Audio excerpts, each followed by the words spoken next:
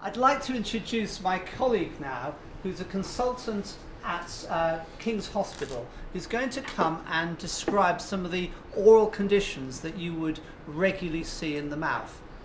Thank you very much. Warren. Thank you, Lawrence, and thank you to the Sunnymead Trust, to Sharon and to Claire for inviting me to talk today. And it's a very important initiative that they've organised for you and for resource-poor countries, and I am delighted to contribute to it. So it's my brief to tell you a little bit about common oral diseases that you'll encounter in low-resource settings. I'm hoping I'll give you a flavour of what you're likely to see. Now, it's unquestionably the case that oral health does impact on general health. As you can see in one of our Simpson colleagues, loss of teeth can lead to malnutrition, and before teeth are lost they can cause significant pain which can affect diet and speech. Dental infections can become systemic, go throughout the body, cause immense problems with health, and are associated with increased risks of pneumonia. Commensal oral bacteria can cause infective endocarditis in susceptible patients, which in a low-resource country will almost invariably be fatal. Gum diseases, and we'll talk about those a little bit later, can complicate diabetes, and diabetes, particularly poorly controlled diabetes, is certainly associated with very poor gum conditions. Gum disease has been shown recently to be associated with a high risk of preterm babies, and respiratory diseases, you see in the bottom right, are also linked to gum infections. But general health can also have a significant impact on oral health. Patients with scurvy, vitamin C deficiency, may present with swollen, bleeding gums and loose teeth due to destruction of the periodontal tissues. Tetanus from a contaminated wound will cause contraction of the muscles, spasm of muscles, and when the oral musculature is involved, can result in lockjaw. Measles is one of the viral conditions which does have oral manifestations. In the mouth, measles presents as little white spots like grains of salt, and these are called Koplik spots. But other viruses, such as, for example, herpes simplex, cold sores, herpes zoster, chickenpox, can present in the mouth. More than 70% of patients with HIV, when it's in advanced stages, will have oral thrush, and there are more than 40 conditions associated with HIV which present in the mouth. Low blood sugar in malnourished infants and adults can manifest as a characteristic odour in the mouth, and this is due to the breakdown of fats by the liver, and the patient becomes ketotic, and the ketones have that characteristic smell of nail varnish remover, which is not particularly attractive because acetone is produced. And tuberculosis is one of the bacterial diseases which does have changes in the mouth. In advanced tuberculosis, where the sputum is infected with the tubercle bacillus, so it's open TB, the sputum is coughed up into the mouth, lands on the oral mucosa, and you can get an ulcer, which is characteristically undermined. Dental decay is the most common chronic non-communicable disease globally. It can lead to dental pain, which if any of you have had toothache will know can be very severe indeed, and can also progress to more systemic infections. We've heard that 90% of decay is untreated in developing countries, which means that there are millions of people with dental disease and many hundreds of thousands, if not millions, who are in pain. It's very expensive to treat. If you're going to provide restorative treatment, obviously less expensive if you're going to extract teeth, but still you require expertise and facilities to do that. And if we just look at the ratios of dentists to the population, you can see in developed countries it's 1 to 2,000, in developing 1 to 150,000. I'm grateful to Brian Rushaju, the dentist at the Run Dental Clinic in Uganda, for this data. He has examined patients over a period of time, done his charting as you've been taught to do, and established diagnoses and original oral presentations. You can see that 93% of patients present with tooth decay, and of those, 82% also have pain. There's early tooth loss in both adults and in children who present with caries too. The next three sections on this bar chart show that periodontal diseases, which manifest as bleeding gums, loose teeth and bad breath, account for large numbers of patients. And the blue section shows that patients also present with oral mucosal problems associated with HIV, associated with intraoral mutilation, which is IOM, and fractures and oral cancer are also seen in this patient population. So there's a widespread variation of presenting symptoms and oral pathology. So mouths do matter. Mouths matter for eating, for comfort, for social activities, and for nutrition. And this is a patient who presented at the King's Dental Institute with an acute dental infection, the type of infection that you will see in resource-poor countries. You can see that the patient's face is very swollen. This was as a result of an infection caused by decay in a lower molar tooth. When he presented, he was in severe pain, and you can see from his lips that they're dry, a little bit crusted, and he's dehydrated because he's been unable to eat or drink sufficiently. He's also got a temperature, which adds to his discomfort. Now, the treatment for this is essentially to remove the cause and remove the tooth. But that may have to be postponed if the patient has severe trismus, and it may be that a course of antibiotics is required to enable the dentist to get into the mouth. But wherever possible, drainage, either removing the tooth or incision and drainage, should be carried out as quickly as you can. If an acute abscess progresses, it can develop into a cellulitis. This is a spreading infection of the soft tissue spaces and soft tissue planes. In the upper jaw, this can be very serious and potentially life-threatening if it spreads through the cavernous sinuses into the brain. In the lower jaw, and this is a very large cellulitis affecting the lower jaw of this patient, a swelling can impinge on the airway, causing difficulty breathing. Now, this is called Ludwig's angina, when both the submandibular space, as you see here, and the sublingual space is involved.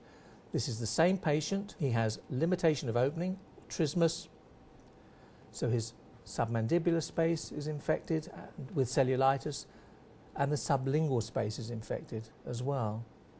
You can see from the slide that the tongue is raised. If you put your finger in the floor of the mouth, down underneath the tongue, the tissues will be firm and very inflamed. Now, before antibiotics were invented, this had a high mortality rate, and it's caused by an infected lower molar tooth.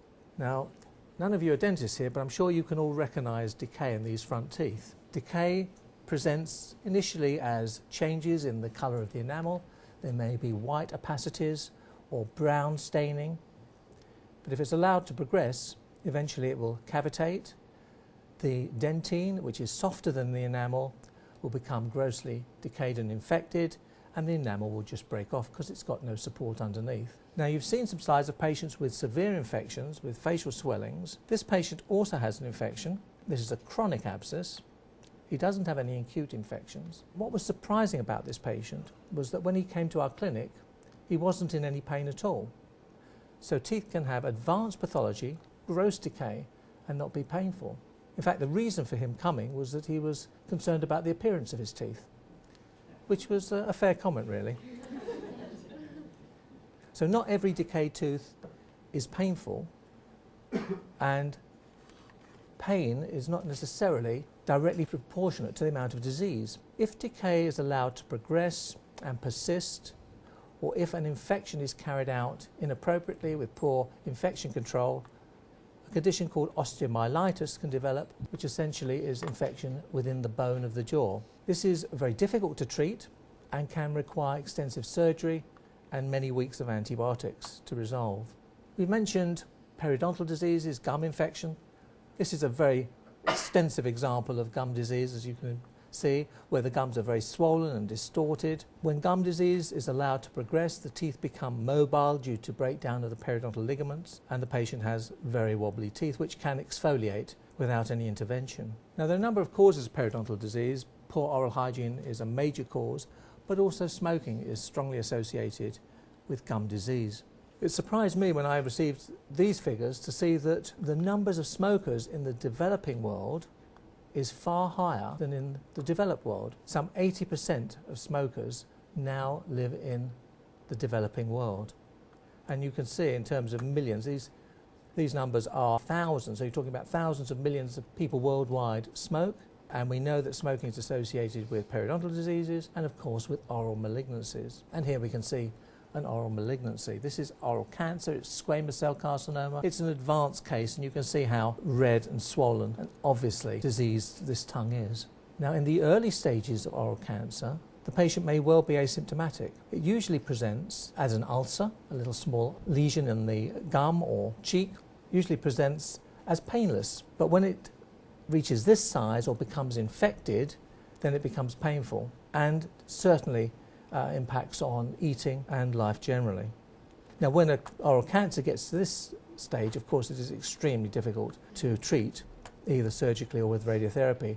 So the earlier the disease is identified, the better. Now any ulcer that's present for more than 4 to 6 weeks without a particular cause which you can recognise as being the etiological factor, such as a sharp tooth or filling, should be reviewed by ideally a specialist and assessed for a biopsy. As I mentioned earlier, HIV and AIDS has a number of oral manifestations. So you can see here more than 90% of patients with HIV and AIDS which has not been treated develop at least one oral condition, and there are many oral conditions, more than 40 different ones have been identified. But these can be split up into 4 major groups: bacterial, malignancies, cancers, fungal and viral. And this is an oral malignancy. It poses sarcoma. This is a tumour of microvascular capillary tissue. It presents in an HIV patient as mauvish discoloration. This is very extensive, this particular case. Generally it's much smaller. You get a little round patch like here in a patient who's HIV positive. Now we used to see these kind of conditions fairly frequently in the UK before antiretroviral therapy was widely available. But now it is really quite rare in the UK because Kaposi's sarcoma is associated with HHV8, so it's a viral etiology, human herpes virus 8, and when patients are on antiretroviral drugs, they don't develop this condition. But of course in resource-poor countries, it may be, and I'm sure it will be, very different.